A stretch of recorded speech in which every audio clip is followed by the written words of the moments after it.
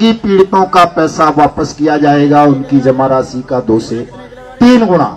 इस विषय पर साथियों राहुल गांधी का मुंह सिला हुआ है, अखिलेश का सिला हुआ है, माया ममता दीज दैट जितने भी हैं सबका सिला हुआ है। कोई नहीं बोलता। भारतीय जनता पार्टी के लोग भी इस विषय पर मौन धारण कर लेते हैं, कोई नहीं बोलता। तो उनकी इस चुप्पी का अर्थ आपको समझ लेना चाहिए कि ये सब ठग हैं, बेईमान हैं और ये आपका पैसा नहीं देना चाहते। अब इसका उपाय क्या है साथियों? जब पूरा पॉलिटिकल सिस्टम आपके पक्ष में नहीं बोलता, सरकार आपका पक्ष में नहीं बोलती, वो आपका भुगतान नहीं करना चाहती, देश का बेईमान गृह मंत्री इस कानून के होते हुए सहारा के विक्टिम्स के लिए गैर कानूनी रूप से, असंवैधानिक रूप से सहारा सीआरसी पोर्टल खोल देता है। सीआरसी एक्ट में कहीं नहीं लिखा साथियों कि सीआरसी किसी का पैसा वापस करेगा। Multi state credit cooperative society act 2002 में ये व्यवस्था है कि सीआरसी अगर ये पाता है कि कोई क्रेडिट कोऑपरेटिव सोसाइटी ठीक से रन नहीं कर रही, जनता का पैसा वापस नहीं कर रही, तो वो उस पर लिक्विडेटर अपॉइंट करेगा। ये व्यवस्था नहीं है कि देश का गृह मंत्री कानून की, संविधान की धज्जियां उड़ाते हुए उस सीआरसी में कोई पोर्टल लॉन्च करवा देगा ताकि सहारा के पीड़ितों को गुमराह किया जा सके, उन्हें बॉट्स एक्ट आंदोलन में सम्मिलित होने से रोका जा सके। अमित शाह का ये गैर कानूनी काम है साथियों। इसीलिए मैं कहता हूं, हमारे साथी भी कह रहे थे कि हमें प्रधानमंत्री नहीं मानते, गृह मंत्री नहीं मानते। हम इसलिए नहीं मानते हैं चूंकि कानून की कुर्सियों पर बैठे हुए लोग अगर कानून की अनुपालना नहीं करेंगे, कानून का उल्लंघन करेंगे, तो वो केवल और केवल अपराधी हैं, ठग हैं, बेईमान हैं। भले ही उनको तमगा किसी को प्रधानमंत्री का मिल गया हो, किसी को गृह मंत्री का, किसी को वो क्या नाम है सगड़ी का वित्त मंत्री है जो सीतारमण वित्त मंत्री का मिल गया हो, चाहे किसी को नेता प्रतिपक्ष राहुल गांधी का मिल गया हो या किसी को किसी और का, वो केवल तमगे हैं। और तब तक हैं वो तमगे जब तक आप सत्य से परिचित नहीं है, सत्य को समझ नहीं पा रहे कि ये जो देश के शासक हैं ये सब आपके नौकर होते हैं, देश के मालिक केवल आप होते हो। लेकिन हमारे पुलिस बलों ने, फौज ने इन ठगों को, बेईमानों को देश का प्रतीक मान लिया है और ये उसी तरह सर्वनाश करवा देना चाहते हैं जिस तरह हस्तिनापुर का कभी सर्वनाश हो गया था साथियों। और मुझे लगता है, कई बार लगता है कि परिस्थितियां उसी ओर बढ़ रही हैं, इसलिए कोई आपकी पीड़ा को सुन नहीं रहा। भगवान श्री कृष्ण जब अंतिम बार गए शांति प्रस्ताव लेकर के हस्तिनापुर में अंधे राजा की सभा में, तो उन्होंने कहा कि दे दो केवल 5 गांव, रख लो अपनी धरती तमाम, हम वहीं खुशी से खाएंगे, परिजन पर असनो खाएंगे। जानते हो दुर्योधन ने क्या कहा कि तू 5 गांवों की बात करता है ग्वाले, मैं तुझे सुई की नोक बराबर भी जमीन नहीं दूंगा। अगर तुझे हस्तिनापुर या इंद्रप्रस्थ में से कुछ चाहिए तो लड़के ले ले।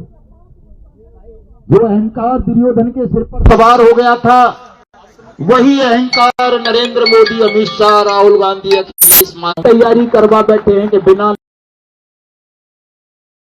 गुमराह करते रहेंगे, जुमलेबाजी करते रहेंगे, आपका भुगतान नहीं करेंगे।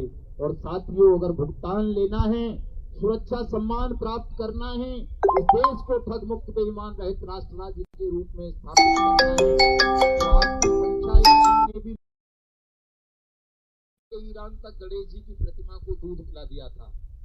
अगर आप संकल्प लोगे तो 2 दिन का खेल है, 2 दिन में भुगतान हो जाएगा। आप उखाड़ कर फेंक दोगे हजारों नरेंद्र मोदियों को, हजारों राहुल गांधियों को, हजारों अमित शाहों को। इन्हें झुकना पड़ेगा, आपके चरण चूमने पड़ेंगे, माफी मांगनी पड़ेगी और इन्हें आपका पैसा 2 से 3 गुना नहीं 10 गुना देना पड़ेगा।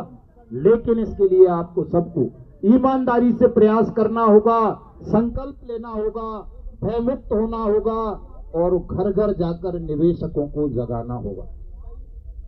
बूथ स्तर पर कमेटियां बनाइए सब लोग, क्योंकि आज हम पार्लियामेंट तक तो पहुंच गए थे, आपने सबने देख लिया है।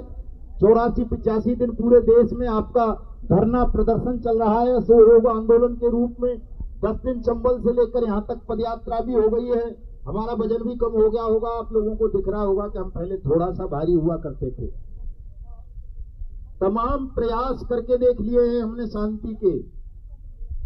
हमने कई लोग कहते थे, हमारे साथी, हमारे जिला अध्यक्ष हरिद्वार बीजेपी के नेता हैं यशबोध भाई, और बहुत सारे लोग हैं, दिलीप खुराना साहब चित्तौड़गढ़ वाले बैठे हैं, ये भी मोदी भक्त थे किसी समय में। बहुत सारे लोग, बहुत साथी कहते थे कि साहब आप इतना कड़वा मत बोला करो, ऐसा सत्य मत बोलो कि मोदी ठग है, चोर है, बेईमान है, इसको सेना से प्यार नहीं है, राष्ट्र से प्यार नहीं है, ये केवल जुमलेबाज है। आप एक बार इसका धन्यवाद कर दो, अभिनंदन कर दो, इस कानून को बनाने के लिए तो सबका भुगतान कर देगा। मैंने वो भी किया साथियों, आपने सबने देखा 12 मार्च को ताल कटोरा स्टेडियम चंद दिनों में भर दिया। भारतीय जनता पार्टी के ऑफिस में पैर रखने को जगह नहीं बची थी, जिसमें प्रधानमंत्री का धन्यवाद ज्ञापित कर रहे थे, लेकिन उस प्रधानमंत्री का दिल साथियों आपकी प्रशंसा, आपके झुकने से भी नहीं पसीजा, क्योंकि एक यूनिवर्सल ट्रूथ है, सत्य है प्रकृति का सारी दुनिया में। मस्तक नहीं होना चाहिए, उनकी शरणागति स्वीकार नहीं करनी चाहिए, अन्यथा वो आपकी गर्दन काट देंगे, आपका पैसा कभी आपको नहीं देंगे। अगर ये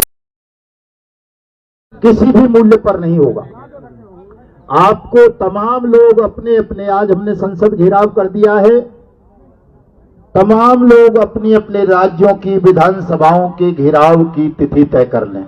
मैं स्वयं आऊंगा, हमारी केंद्रीय टीम के साथी आएंगे हर विधानसभा घेराव में।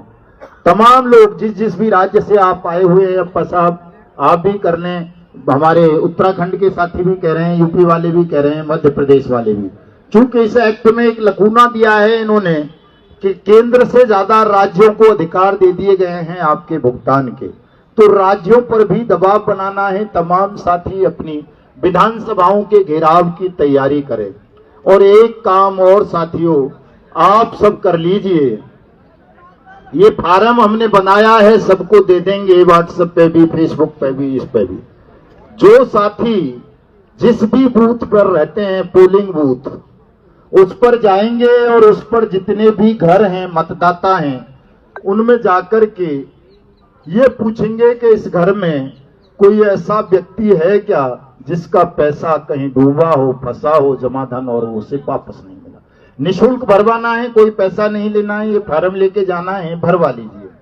हर पोलिंग बूथ पर आप देखोगे कि 300-250 लोग जरूर आपको ठगी पीड़ित मिल जाएंगे, और उनसे ये फार्म भरवाते वक्त ये भी बोल देना कि संसद ने, भारत सरकार ने, इस बेईमान प्रधानमंत्री ने तुम्हें भुगतान की गारंटी का अधिकार देते हुए एक कानून 2019 में बनाया था, और पैसा नहीं दे रहा, सारा पैसा तुम्हारा इसी के पास है।